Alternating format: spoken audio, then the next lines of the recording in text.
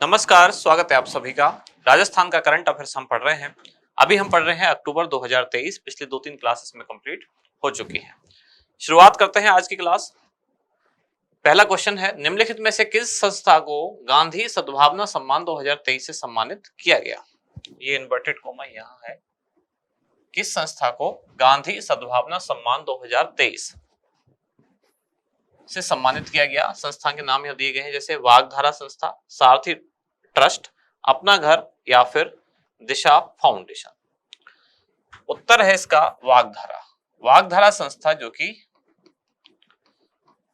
बांसवाड़ा की एक संस्था है, गांधी जी के जीवन से संबंधित, उनके मूल्यों के प्रचार प्रसार से संबंधित इस संस्था ने काम किया। इसके लिए ये अवार्ड दिया गया, कौन सा? गांधी सद्भावना सम्मान 2023।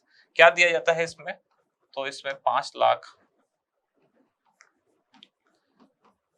रुपए की राशि, इसका चेक दिया जाता है, शॉल, प्रशस्ति पत्र, ये सब चीजें दी जाती है। सारथी ट्रस्ट, अगर आपको याद हो तो कुछ दिन पहले हमने पढ़ा था, सारथी ट्रस्ट कहाँ है? जोधपुर। और इससे ही संबंधित है डॉक्टर कीर्ति भारती।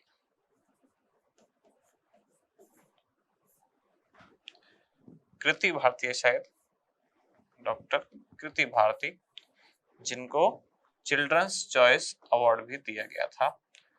बाल विवाह को रोकने के क्षेत्र में उन्होंने काम किया।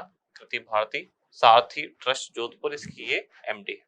वागधारा संस्थान जो कि बांसवाड़ा का है, इसको 5 लाख रुपए इसका चेक दिया गया, साथ के साथ सॉल, प्रशस्ति पत्र। इस अवार्ड के लिए सभी को दिया जाता है। इनके अलावा कुछ व्यक्तियों को भी ये अवार्ड दिया गया था। विद्यार्थियों हेतु राज्य सरकार की विभिन्न निःशुल्क यूनिफॉर्म वितरण योजनाओं के तहत निम्नलिखित में से कौन पात्र नहीं है? कौन कौन है ऑप्शन? कक्षा 1 से 8 तक सरकारी विद्यालयों के विद्यार्थी, आंगनवाड़ी केंद्रों पर अध्ययनरत 3 से 6 वर्ष के बच्चे, पंजीकृत मदरसों में अध्ययनरत विद्यार्थी, या फिर कक्षा 1 से 12 तक सभी सरकारी विद्यालयों के विद्यार्थी।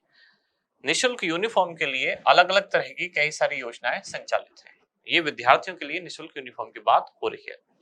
अगर आपको याद हो तो एक योजना है जिसका नाम है मुख्यमंत्री निःशुल्क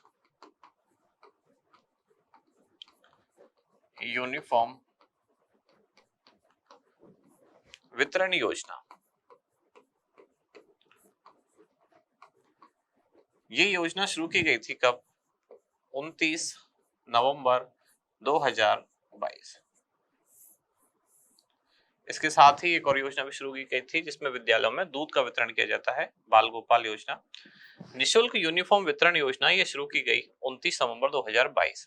इस योजना के तहत कक्षा 1 से 8 तक के सरकारी विद्यालय में पढ़ने वाले जो विद्यार्थी हैं, इनको यूनिफॉर्म के कपड़े का 2 सेट, यानी 2 यूनिफॉर्म का सेट दिया जाता है और उसका कपड़ा दिया जाता है। साथ ही यूनिफॉर्म को सिलवाने के लिए प्रति विद्यार्थी 200 रुपए, प्रति विद्यार्थी बात हो रही है, यानी कि दोनों यूनिफॉर्म मिला के 200 रुपए प्रति यूनिफॉर्म पूछा जाए तो 100 रुपए हो जाएंगे। सिलवाने के लिए 200 रुपए दिए जाएंगे। मुख्यमंत्री निःशुल्क यूनिफॉर्म वितरण योजना, इसमें कक्षा 1 से 8 तक के सरकारी इस विद्यालय में जो पढ़ने वाले विद्यार्थी थे वो पात्र हैं। अब इसके बाद नए बजट में घोषणा की गई कि जो आंगनवाड़ी केंद्रों पर पढ़ने वाले बच्चे हैं, छोटे बच्चे, 3 वर्ष से लेकर 6 वर्ष के जो बच्चे हैं, इनको भी यूनिफॉर्म के 2 सेट, और ये सेट क्या हुए? सिली हुई यूनिफॉर्म होगी, जिसमें 2 टी शर्ट 2 पैंट उनको दिए जाएंगे। साथ ही ये भी घोषणा की गई कि पंजीकृत मदरसों में जो अध्ययनरत विद्यार्थी हैं, इनको भी निःशुल्क यूनिफॉर्म वितरित की जाएगी। यानी कि प्रश्न का उत्तर क्या है कि पात्र कौन नहीं है? कक्षा 1 से 12 तक के सभी सरकारी विद्यालयों के विद्यार्थी। यानी कि ये कक्षा 12 तक नहीं है। ये बात अगर कक्षा 1 से 8 तक होती तब ये उत्तर, यानी कि तब ये भी पात्र माने जाते। अब 12 तक बात हो रही है, यानी ये इसके तहत पात्र नहीं है। तो इसका उत्तर क्या होगा? डी। सुरक्षित स्कूल सुरक्षित राजस्थान कार्यक्रम का उद्देश्य क्या है? स्कूली छात्राओं को आत्मरक्षा का प्रशिक्षण देना, स्कूली बच्चों को गुड टच बैड टच के बारे में जागरूक करना, कुपोषण का उन्मूलन करना, या फिर साइबर अपराध के प्रति जागरूकता लाने के लिए स्कूली विद्यार्थियों को आवश्यक जानकारी उपलब्ध कराना। अभियान के नाम से आपको ये तो समझ में आ रहा होगा कि विद्यार्थियों की सुरक्षा से संबंधित है। अब सुरक्षा किस तरह की हो सकती है? बालिकाओं की सुरक्षा जो कि आत्मरक्षा से संबंधित हो सकती है, गुड टच और बैड टच यानी बालक बालिकाओं दोनों से संबंधित हो सकता है, कुपोषण के उन्मूलन यानी उनकी स्वास्थ्य रक्षा, या फिर साइबर अपराध से उनको बचाना। कार्यक्रम का उद्देश्य क्या है? स्कूल के जो विद्यार्थी है उनको गुड टच और बैड टच के बारे में बताना। किस दिन इसका आयोजन होता है? No bag day. किस दिन होता है नो बैग डे? शनिवार को इस दिन इसका आयोजन किया गया। साथ ही इसमें पहले 1200 जो प्रशिक्षक हैं वो तैयार किए गए। तो ये प्रशिक्षक कौन है? ये इन्हीं विद्यालयों के यानी कि बच्चों को पढ़ाने वाले ही शिक्षक हैं, उनको प्रशिक्षक बनाया गया और फिर इनके द्वारा लगभग 65,000 से अधिक, लगभग 66,000, 65,000 से अधिक जो विद्यालय है, सरकारी विद्यालय, वहां बच्चों को गुड टच और बैड टच के बारे में जागरूक किया गया। अभियान का नाम है सुरक्षित स्कूल सुरक्षित राजस्थान कार्यक्रम। हाल ही में प्रधानमंत्री श्री नरेंद्र मोदी की राजस्थान यात्रा के दौरान निम्नलिखित में से किस स्थान पर पर्यटन विवेचना एवं सांस्कृतिक केंद्र विकसित किया गया? प्रधानमंत्री नरेंद्र मोदी की चित्तौड़गढ़ यात्रा थी। कब?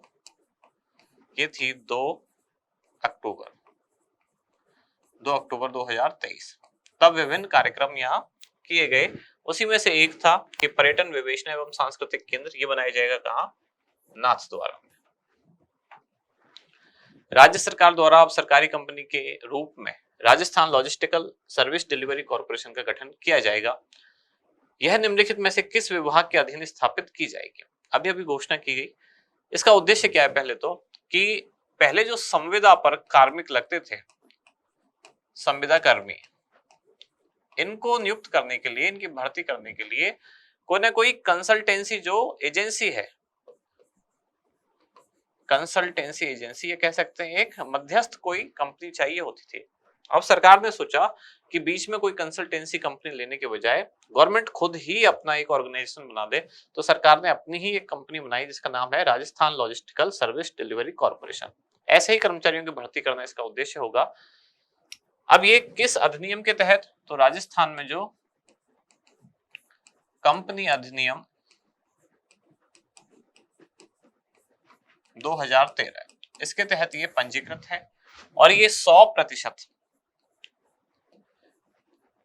राज्य सरकार द्वारा संचालित है, राज्य सरकार के अधीन है 100%, जो कि किस विभाग के अधीन काम करेगी? प्रशासनिक सुधार विभाग। और इस प्रशासनिक सुधार विभाग के ही जो प्रमुख सचिव होंगे, शासन सचिव, इस विभाग के जो प्रमुख सचिव होंगे वही इस कंपनी के यानी कि जो बनाई गई है इसके अध्यक्ष भी होंगे।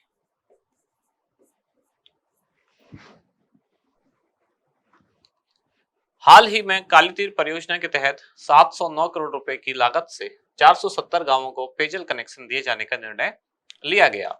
ये लाभान्वित गांव किन जिलों में है?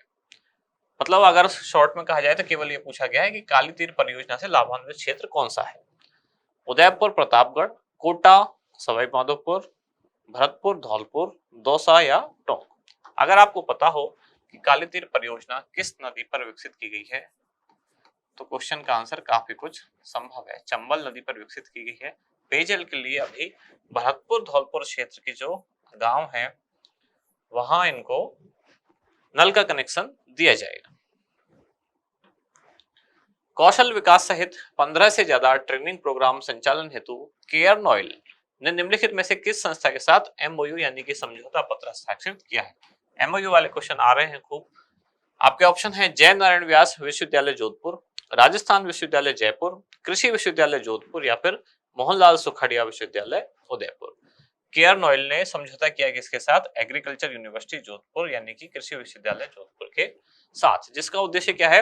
स्किल डेवलपमेंट करना, छात्रों को तरह तरह के प्रोग्राम के माध्यम से, इसमें कुछ डिग्री कोर्सेज भी होंगे, कुछ स्किल डेवलपमेंट प्रोग्राम भी होंगे ताकि उनको रोजगार आगे मिल सके, उनके पास स्किल पैदा हो सके। एशियन पैरा स्पोर्ट्स होंगझोउ चीन में स्वर्ण पदक विजेता निमिषा सुरेश का संबंध किस खेल से है? निमिषा सुरेश जिन्होंने स्वर्ण पदक जीता कहाँ? एशियन पैरा स्पोर्ट्स 2022 जिनका आयोजन हुआ अक्टूबर 2023 में, कहाँ? चीन के होंगझोउ में। इसमें स्वर्ण पदक जीता। आपसे पूछा गया है इनका खेल क्या है? इनका खेल है लॉन्ग जंप। चीन में आयोजित Asian para sports 10 metre air pistol SH1 स्पर्धा में रजत पदक जीतने वाले रुद्राक्ष खंडेलवाल का संबंध किस स्थान से है? जो पूछा गया है उससे बहुत ज्यादा प्रश्न में बताया गया है कि रुद्राक्ष खंडेलवाल की कैटेगरी क्या है? SH1। कौन सा गेम खेलते हैं? 10 metre air pistol, air rifle नहीं है, 10 मीटर एयर राइफल, और SH1 कैटेगरी है अवनी लेखरा की, इनकी एयर पिस्टल कैटेगरी है। इनका नाम क्या है? रुद्राक्ष खंडेलवाल। अभी इन्होंने रजत पदक जीता। ये चीन के खिलाड़ी से हारे, जिसका नाम क्या है? हुआंग जिंग। हुआंग जिंग, जिनसे ये हारे और इन्होंने जीता रजत। और ये कहाँ के रहने वाले हैं? Rajasthan, Bharatpur. Asian para sports में रोविंग PR3 मिक्स डबल्स में रजत पदक जीतने वाली अनिता चौधरी का संबंध किस स्थान से है? अब इनके बारे में काफी जानकारी दी गई है कि इनका भी खेल कौन सा है? रोविंग, जिसमें इनकी कैटेगरी क्या है? PR3 mix doubles. इसमें इन्होंने रजत जीता, जो कि राजस्थान के झुंझुनू से संबंध रखते हैं। आज की क्लास के जो क्वेश्चन है वो यहाँ समाप्त हो गए हैं। कल वाली क्लास एक बार रिवाइज कर लेते हैं। कल की क्लास का पहला क्वेश्चन क्या था कि मीना जनजाति पर बनाई गई शॉर्ट फिल्म मीन राग के लिए निम्नलिखित में से किसे 69वें राष्ट्रीय फिल्म पुरस्कार के दौरान राष्ट्रपति द्रौपदी मुर्मू द्वारा राष्ट्रीय पुरस्कार से सम्मानित किया गया? इसका उत्तर क्या है? सुरुचि शर्मा, जो कि जयपुर से हैं। अनिल शर्मा उदयपुर से, इनको साहित्य अंचल सृजन सम्मान दिया गया। देवदत्त शर्मा को महाराजा सवाई प्रताप सिंह अवार्ड दिया गया और कृति भारती इनको कलाम यूथ लीडरशिप इंटरनेशनल अवार्ड प्रदान किया गया। यही वो संस्था से जुड़ी हुई है जिसका नाम आज भी आया था, सारथी ट्रस्ट। उदयपुर की साहित्यिक संस्था अदबी उड़ान द्वारा निम्नलिखित में से किसे अदबी उड़ान महिला साहित्यकार सम्मान 2023 प्रदान किया गया? ये प्रदान किया गया किसको? डॉक्टर पद्मजा शर्मा। राजस्थान भाषा साहित्य एवं संस्कृति अकादमी बीकानेर द्वारा वर्ष 2022-23 के लिए निम्नलिखित में से किसे सूर्यमल मिशन शिखर पुरस्कार गद्य विधा में प्रदान किया गया? ये है मनमोहन सिंह यादव, बीकानेर से हैं। उनकी कृति का नाम है कुदरत सूंकूच मांद। अक्टूबर 2023 में होंगझो चीन में आयोजित एशियन पैरा स्पोर्ट्स में स्वर्ण पदक जीतने वाली अवनी लेखरा का स्कोर क्या रहा? इनका स्कोर रहा 249.6। इनकी कैटेगरी है SH1 इवेंट है। कौन से खेल में खेलती हैं? 10 मीटर एयर राइफल। होंगझो चीन में आयोजित एशियन पैरा स्पोर्ट्स में कांस्य पदक जीतने वाली वृत्ति जैन का संबंध किस खेल से है? जालौर निवासी है, नेत्रहीन महिला ग्रुप में खेलती हैं और ये पैरा शतरंज खिलाड़ी है। 19वें एशियाई खेलों में रजत पदक जीतने वाली माननी कौशिक का संबंध किस स्थान से है? इनका संबंध है भीलवाड़ा से। 50 मीटर राइफल पोजीशन 4 में इन्होंने रजत पदक जीता। ये निशानेबाज है। आत्मिका गुप्ता का संबंध किस खेल से है? निशानेबाजी, 10 मीटर एयर राइफल। उदयपुर से ये संबंधित है। मिस यूनिवर्सल ग्रैंड इंडिया 2023 का खिताब जीतने वाली विप्रा मेहता का संबंध किस स्थान से है? इनका संबंध है उदयपुर से। मलेशिया में आयोजित अंतरराष्ट्रीय कराटे चैंपियनशिप में स्वर्ण पदक जीतने वाले देवराज सिंह का संबंध कहां से है? सीकर से, Devraj Singh Shekhawat. Asian para sports में राकेश भिड़ा ने किस श्रेणी में कांस्य पदक हासिल किया? T46 श्रेणी, जो कि 1500 मीटर दौड़ की श्रेणी है। राकेश भिड़ा का संबंध कहां से है? चूरू से। कल की और आज की दोनों क्लास समाप्त हो गई। साथ ही साथ अक्टूबर 2023 का भी जो आपका कंटेंट है वो लगभग समाप्त हो गया है। एक आध क्वेश्चन अगर बचे तो अगली क्लास में लेंगे, फिर अगली क्लास में हम शुरू करते हैं नवंबर 2023। यहाँ समाप्त होती है आज की क्लास। अब मिलते हैं अगली क्लास में। धन्यवाद।